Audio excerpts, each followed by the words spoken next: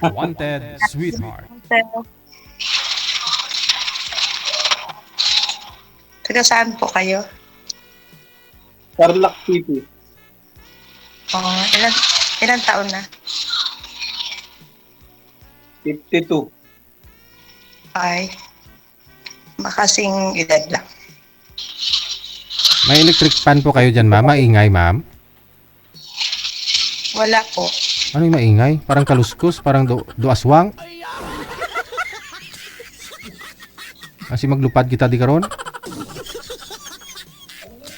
Ingay. Tawag ko mo. Ba't yan eh? Wala na po. Ano po ba yun, ma'am? May katabi ako nag-ML. Ah, Nag-a-attack. yun po malo yung, yung tunog pala. Oo, yung mga effects. Oh, yung anak ko. Mm. Hmm.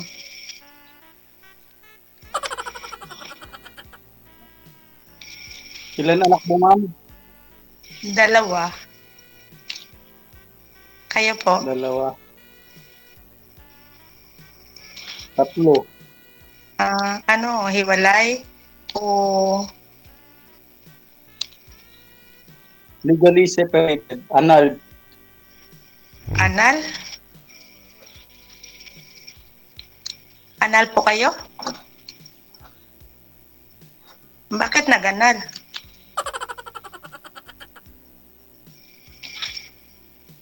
Ginusto niya, ma'am. Hindi ako may gusto. Oh. Ilan anak mo? Lahat ng mga sumasali dito, halos karamihan ng mga taga-Tarlac, anal sa asawa eh. May, di ba, kung nga, paano nag-grant, paano ho na kayo na anal, sir, ni misis mo? Share mo sa mga viewers natin. Kasi maraming gusto rin magpa-anal, sir eh. Yes, sir, actually, sabi nga nila, mahirap raw magpanal, pero Oh. hindi totoo yun. Ano nangyari sa inyo? Basta may pera ka. Basta may pera, siguro, sir, Mhm. kayang-kayang gawa ng abogado yan. Oh, magkano inabot, sir? Hindi man ako, sir. Hindi ko man nga alam na anal ako dati. Hindi mo alam. Timan. Hindi, sir. Nagpirma po kayo. Bali, 2010 kami nag-iwalay. 2018 ko nalaman na anal na kami kasi naka-record sa PSA. Oh, kumuha ka ng marriage contract, wala ka ng pinakasalan o Null and void nakalagay. Kasi sinong nakapangalan dun sa ex-wife mo?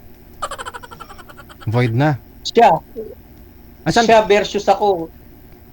Saan po ba si misis mo that time? Andito lang sa Pilipinas, sir. Nagka, ng apam. Nung time na yun, nasa abroad po siya. Dito lang po. Dito lang. Oh. Saan po siya banda ngayon? Dito lang. Hindi ko na alam, DJ. Hindi ko na alam. Okay. Kasi wala na akong pakialam sa kanya kasi anal na kami. Yung mga anak po ninyo, nasa sa inyo ngayon? May mga asawa na po. Asawa na. May konting ako na kung nakalimutan ko na yung sasabihin ko. Regarding sa anal. Kasi ang pwedeng gawin ng babae, pinag-isipan ko pwedeng gawin ng, kunwari magpapaanal yung isang tao, mag-a-address sa hindi mo bahay, kasi hindi ka mag-a-attach. Ang gagawin ng abogado, mananalo nga sila. Paano kung ilalagay sa Manila Bulletin? Hindi mo naman mababasa yung Manila Bulletin na hinahanap ka pala. Pero kahit alam ko kasi ibang address naman in-invite ka, pinadalan ka, pero hindi mo naman natanggap. Kasi ibang address, no? Magaling po ang mga manlolokong abogado. Sila yung pinakamagaling na manloko. Ipapublish nga nila, hindi ka naman nagbabasa na hinahanap ka pala, no? Yes po.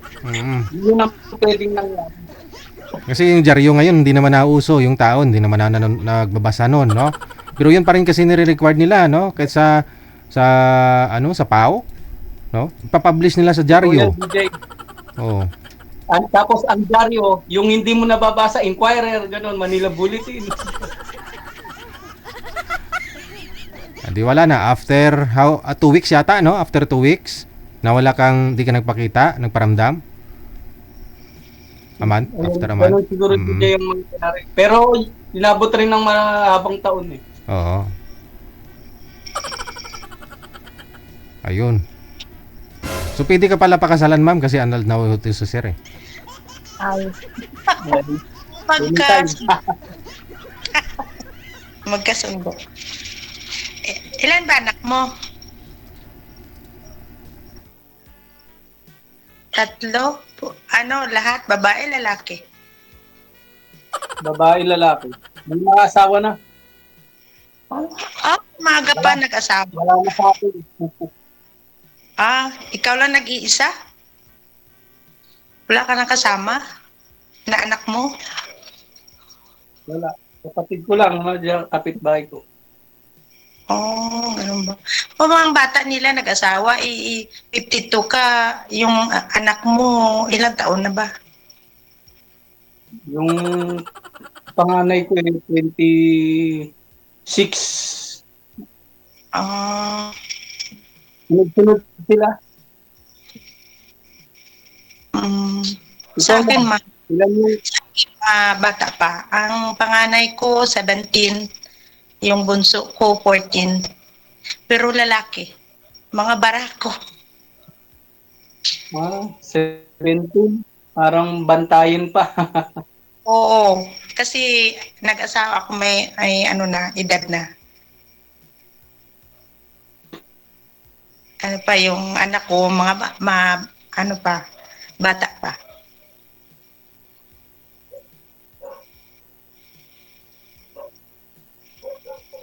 Saan ka nga, ma'am? Guimaras. Iloilo.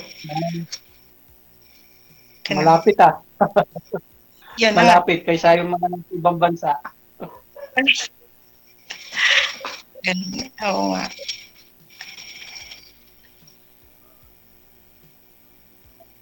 Ano yung tanong mo, ma'am? Parang wala naman kasi tanong na. Ano ba? Ikaw?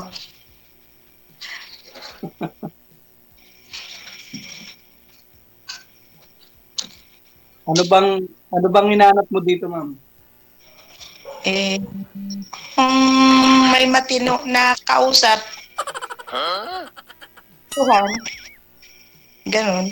Kung wala, kasi ako hindi kausap yung gusto ko eh. Gusto ko yung natili na sa akin habang buhay. Asawa na. ganon. Na ang bilis naman,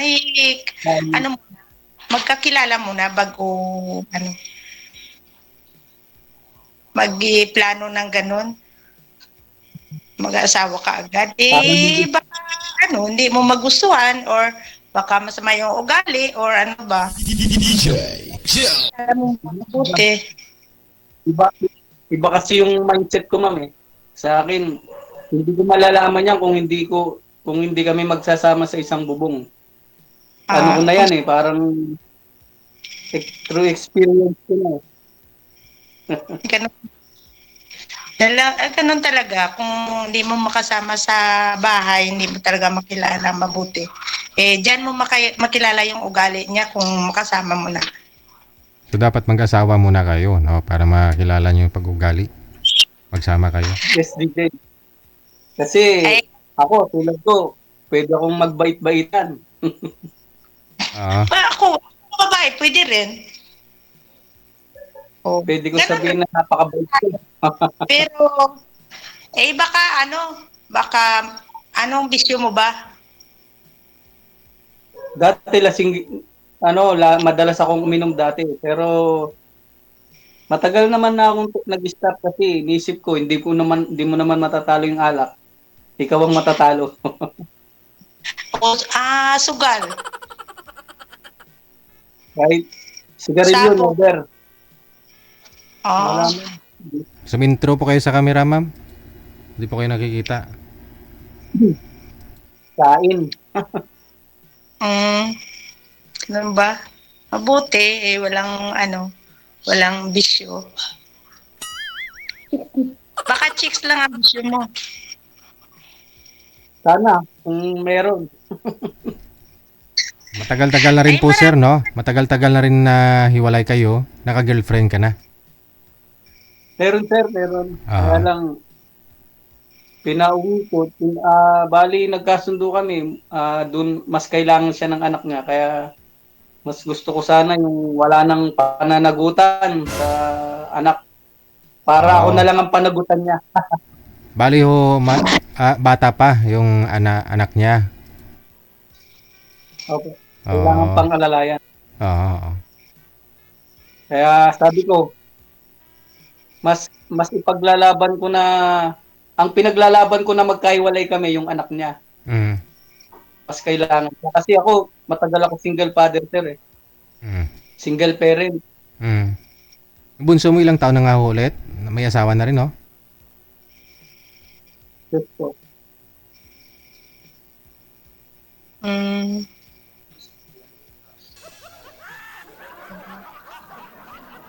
Ay ako, siguro, hindi siguro pwede kasi maliit pa yung mga bata pa. Maaalagaan pa, paaralin pa.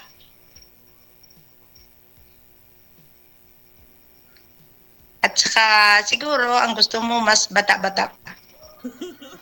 Hindi ma'am. Kahit 70 years old. Grabe naman.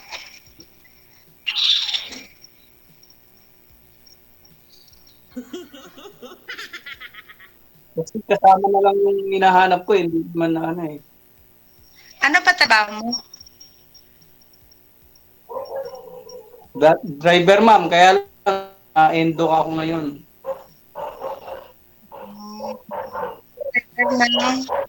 Pang ilang sali mo na ho ito, sir? Dalawa po. Dalawa. Ikaw, madam, pang ilang sali nyo na?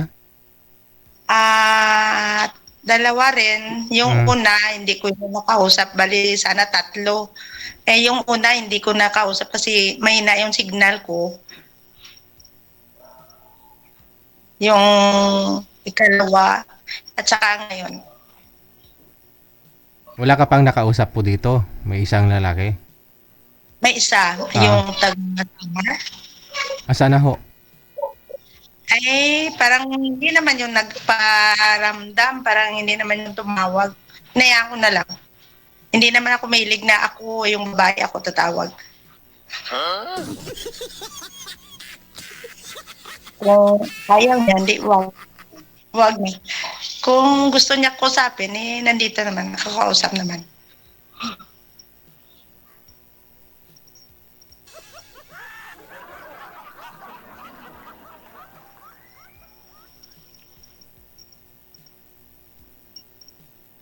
Ano na sir? Baka parang hindi ka na nagsalita.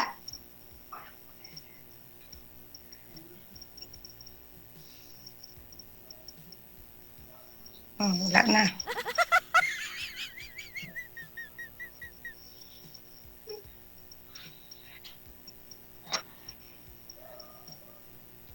Ano na sir? Nagtinginan na lang tayo. Ano ba itatanong mo ma'am? Parang wala akong tatanong.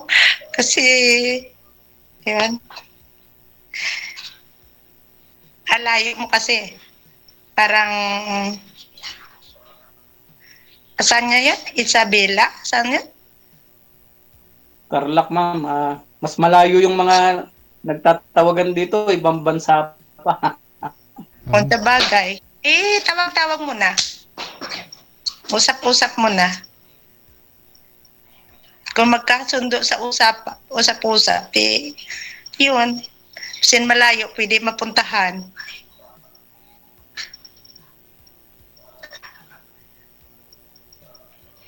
Hindi ka naman yata makapunta dito sa amin, layo eh.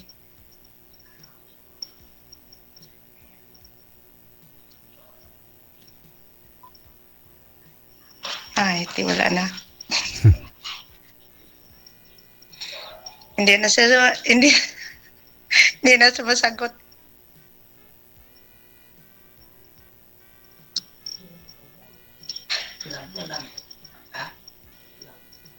Ano na, sir? Tuloy pa yung usapan ta o hindi na? Yung una mo nakasali, ano ba? Hindi, taga saan ba?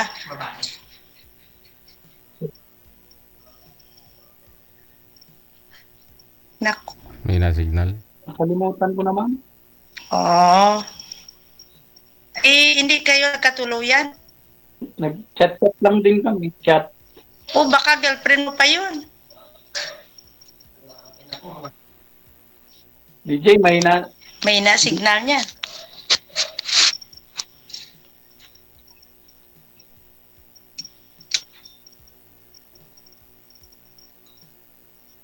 Nasa ibang bansa din. Ah, sa ibang bansa siya. Eh, di ba sa uwi niya, Nasa ikaw ba ibang yung bansa ano din. niya? Hihintayin. Nasa ibang bansa din. Oo. O nga, baka pag uwi niya, ikaw pa yung hihintayin niya. Basi magkita pa kayo. Wala naman. Wala naman. Ay, bakit nawala na? Eh, sabi mo nga, kahit malayo, eh, ano, bakit ayaw niya sa'yo? Hindi, Okay, ito na lang na. hindi na kami... Sir, kasi nga ho, ang gusto mo, wala nang pinapaaral, wala na hong dapat iniisip yung isang babaeng makakatuluyan mo, mapakasalan mo, no? Yun nga po yung dating naka-live-in po ninyo. Ngayon, ang tanong, pasado si Madam, hindi. Ano, sir, kailangan niya pang alalayan yung anak niya. Okay, so no. Oh, okay lang. Okay. Okay lang. Thank you. Maraming salamat. Sir, thank you, sir. Bye. Okay. Okay. Bye. Huwag na natin patagalin pa, no? Kasi baka marami pa hong mga tanong na hindi dapat itanong. Mas maganda ho yung ano, no? Mas maganda ho yung